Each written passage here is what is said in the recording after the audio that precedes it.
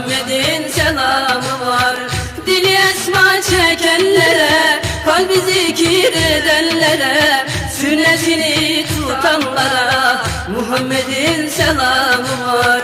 Sünnetini tutanlara Muhammed'in selamı var. Hay!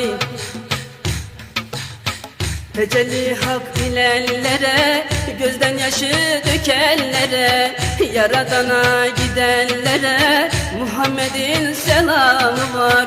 Yaradan'a gidenlere Muhammed'in selamı var. Dili esma çekenlere, kalbi zikir edenlere, sünnetini tutanlara Muhammed'in selamı var.